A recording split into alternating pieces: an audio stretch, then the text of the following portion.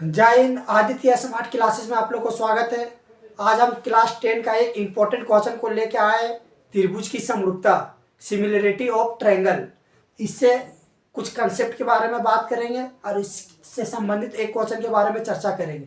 Question भले आपका एक रहेगा, लेकिन ये कंसेप्चुअल टॉपिक है। कंसेप्ट पहले आप लोग को हम बता लेंगे। तो देखिए, सबसे पहले समझिए ध्यान से, जो आपने से हम कुछ बताना चाह रहे हैं कि देखिए, एक होता है त्रिभुज की समरूपता। ठीक है, त्रिभुज की समरूपता। ठीक है, तो समरूपता क्या होता है सो बता देते। समरूपता कहने का मतलब कि दो ट्रायंगल, समरूपता होने का कंडीशन क्या है कि दो की पहली बात है कि दो ट्रायंगल जो कोण होगा वो आपका क्या होगा, संगत कोण बराबर होगा। संगत कोण बराबर होगा। दूसरा नंबर, संगत भुजा समानुपाती होगा। संगत भुजा समानुपाती होगा। कहने का मतलब है कि जैसे अगर ये मान ली ये दे दिए 4, ये दे दिए 4, ये दे दिए 4, ये दे दिए 2 2 2, या फिर मान लीजिए कि जैसे ये जो एंगल है सबका एंगल 60-60 है। ठीक है, ये हो गया। तो देखिए, ये इसमें देखिए भुजा इसमें क्या है, 2 है। इसमें भुजा क्या है, 4 है। लेकिन दोनों ट्रायंगल को अगर हम देखते हैं, इसका मतलब इससे ये बड़ा है। लेकिन एंगल अगर हम देखेंगे तो एंगल में तीनों का क्या है, दोनों का सेम है। तो याद रखिएगा, समरूपता फिगर उसको बोलते हैं कि जो देखने में जो क्या होगा, एक भुजा जो होगा वो समानुपाती में होगा। जैसे मान लीजिए सर्कल का बात करते हैं, तो देखिए ये सर्कल, इसका रेडियस त्रिज्या मान लीजिए 5 लिए, लेकिन सेंटर पर जो बनेगा वो मेरा हमेशा 360 डिग्री का कोण बनता है। चाहे वो सर्कल छोटा हो, मान लीजिए इतना बड़ा हम सर्कल दे दिए, तो चलिए इसका रेडियस हो गया 20, तो क्या सेंटर पर कितना बनेगा, यहाँ भी 360 बनेगा। यानी कि जो संगत कोण जो होगा वो आपका संगत कोण बराबर होगा, और भुजा होगा वो आपका समानुपाती में होगा। तो देखिए, तो समरूपता में क्या क्या आ जाएगा, तो याद रखिएगा कि आपका एग्जाम्पल में वर्ग, वर्ग और आपका समबाहु त्रिभुज, समबाहु त्रिभुज और आपका एक ही वृत्त के त्रिज्या, एक ही वृत्त के त्रिज्या, ये तीनों हमेशा समरूप होता है। क्योंकि वर्ग में क्या होता है, सब कोण 90 डिग्री होगा और सब भुजा भी बराबर होगा। समबाहु त्रिभुज में क्या होगा, सब कोण बराबर होगा। एक ही वृत्त के त्रिज्या सेम अगर रेडियस है तो वो भी सर्कल क्या होगा, सेम होगा। और वृत्त में हमेशा 360 डिग्री का ही कोण बनता है। तो यहाँ से आप लोग का एक क्वेश्चन छप सकता है। ठीक है, कि इनमें से कौन सा आकृति या कौन सा मतलब बहुभुज आपका समरूप है। तो वर्ग, समबाहु त्रिभुज और एक ही वृत्त की त्रिज्या, ये याद रखना। तो चलिए, ये आपका हो जाएगा समरूपता के बारे में। अब बात करते हैं क्या चीज, कि देखिए अब आप लोग को हम थेल्स नियम के बारे में कुछ बताते हैं। थेल्स नियम क्या कहता है, थेल्स प्रमेय, थेल्स थ्योरम। देखिए क्या कहता है कि जब कोई भी एक ट्रायंगल में 3 भुजा होता है। ठीक है, तो एक ट्रायंगल में जब 3 भुजा होता है, ध्यान से समझिएगा। ठीक है, ए बी सी, ये ट्रायंगल हो गया, इसमें 1 2 3 3 भुजा होता है। तब कोई भी 2 भुजा को छोड़ के जो तीसरा बचेगा, जैसे मान लीजिए दोनों को छोड़ दिए तो तीसरा ये बचा, इसके समानांतर में जब भुजा खींचेंगे, इसके जस्ट पैरेलल, पैरेलल मतलब समानांतर, इसका नाम दे दिए डी और दे दिए ई। तो डी ई ये समानांतर है, किसका है, बी सी। तो हमेशा थेल्स एक व्यक्ति है, ऊपर में क्या दिया है कि जब तीसरी भुजा के समानांतर होगा तब ए डी बटा डी बी बराबर ए बटा ई सी, ये होता है।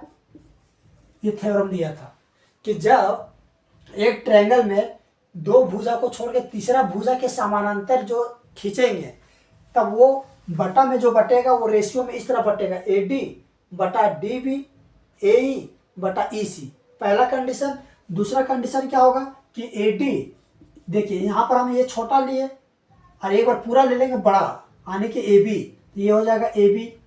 इधर से छोटा लेंगे ए ई, तो इधर जब इधर बड़ा लिए तो इधर भी पूरा बड़ा ले लेंगे, हो जाएगा ए सी।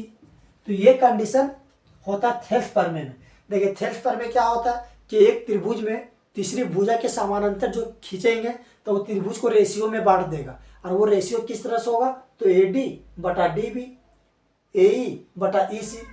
अब या फिर दूसरा कंडीशन हो सकता है ए डी बटा ए बी ए ई बटा ए सी।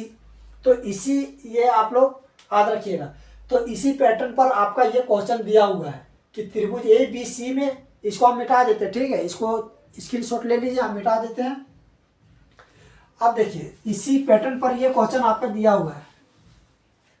देखिए इसमें आपका दिया हुआ क्या चीज दिया हुआ कि देखिए त्रिभुज ए बी सी में डी ई, देखिए डी ई ये समानांतर है किसका, बी सी के बराबर।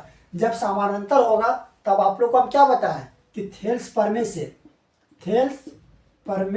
से क्या होगा बताइए कि एडी बटा क्या हो जाएगा डी बी बराबर ए ई बटा क्या हो जाएगा ई सी। अब सबका वैल्यू रख देंगे। देखिए एडी का मान क्या है 2.4, एडी का मान रख देंगे 2.4। डीबी के जगह पर कुछ नहीं है तो इसको अपने से एक्स मान लीजिए। चलिए एक्स मान लीजिए या फिर डीबी का डीबी लिख दीजिए, ठीक है। अगर मान लीजिए नहीं मानेंगे तो डीबी का डीबी लिख देते, ये क्वेश्चन मार्क इसको निकालना है। ए का मान कितना 1.8, ईसी कितना 5.4। अब देखिए अब 18 से ये कट जाएगा, पॉइंट के बाद एक अंक है, पॉइंट के बाद एक अंक है, तो 18 तिया कितना आ जाएगा 54, यानी कि 2.4 डीबी 1/3। अब ये क्रॉस गुना हो जाएगा तो डीबी को जब 1 से गुना करेंगे डीबी और 2.4 को 3 से गुना करेंगे तो कितना जाएगा 4 तिया 12 के 2, 3 दूनी 6 1 7, यानी कि 7.2, यानी कि डीबी का कितना निकल गया 7.2। अब हमको क्या निकालना था डीबी, तो ऑप्शन में देखिए 7.2 कहाँ है, 7.2 यहाँ पर है, तो ऑप्शन नंबर आपका 4। तो देखिए ये जब भी क्वेश्चन आपका दिया रहेगा पैरेलल, ठीक है, डी समानांतर बी सी, तो हमेशा आप लोग को थेल्स प्रमेय लागू करना है। चलिए थेल्स प्रमेय के बारे में एक बार और रिपीट कर देते हैं क्योंकि इससे क्वेश्चन आता है। देखिए थेल्स प्रमेय क्या होता है कि जब आपका ट्रायंगल दिया हुआ है और कोई भी एक भुजा के समानांतर में भुजा खींचा गया है, समानांतर भुजा, इसका नाम हो गया डी और सी। तो जब भी अगर ये वर्ड आपको लिख देगा कि डी ई समानांतर हो, ये लिखना जरूरी है कि डी समानांतर बी सी हो, तब थेल्स प्रमेय क्या होता है कि ए डी बटा डी बी बराबर ए बटा ई सी। ये हो गया पहला कंडीशन। दूसरा कंडीशन ए डी अगर इधर छोटा लेंगे तो इधर भी छोटा लेंगे, इधर बड़ा लेंगे तो उधर भी बड़ा लेंगे।